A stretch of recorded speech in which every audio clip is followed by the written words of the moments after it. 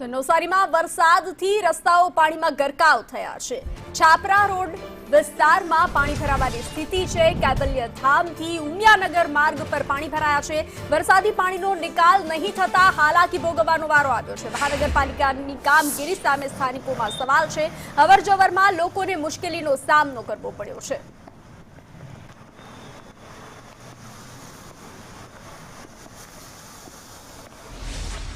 નવસારી શહેર સહિત જિલ્લામાં હજી તો માંડ મેઘરાજાની વરસવાની શરૂઆત થઈ છે। ત્યાં જ મનપા તંત્રના દાવાઓ પોકળ સાબિત થવા લાગ્યા છે। મનપા તંત્રની નિંદ્રાધીન અવસ્થાને પગલે લોકોને ભારે હાલાકીનો સામનો કરવાનો વારો આવ્યો છે। દ્રશ્યોમાં આપ જોઈ રહ્યા છો એ દ્રશ્યો છાપરા રોડ વિસ્તારના છે। કેવલ્યધામથી ઉમિયાનગર તરફ જતો આ માર્ગ છે, જ્યાં આગળ અનેક સોસાયટીઓ આવેલી છે। લોકોના રહેણાંક વિસ્તારોનો આ માર્ગ છે, જ્યાં આપ દ્રશ્યોમાં જોઈ રહ્યા છો તે પ્રમાણે 1 થી 1.5 ફૂટ જેટલા પાણી ભરાયા છે અને આ જ ભરાયેલા પાણીની વચ્ચે વાહન ચાલકોને અહીંયાથી અવર જવર કરવાની ફરજ પડે છે। ભારે હાલાકીનો સામનાની વચ્ચે તેમને આ જ વિસ્તારમાંથી આ જ ભરાયેલા પાણી વચ્ચેથી અવર જવર કરવાની ફરજ પડે છે।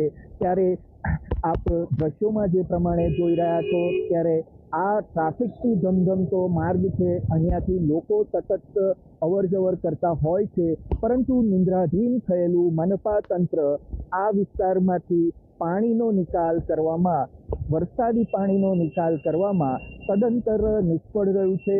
તેને પગલે આ વિસ્તારમાં પણ ટ્રાફિકથી ધમધમતા માર્ગ ઉપર સ્વિમિંગ પુલનું નિર્માણ થયું હોય તેવી પરિસ્થિતિ બની છે।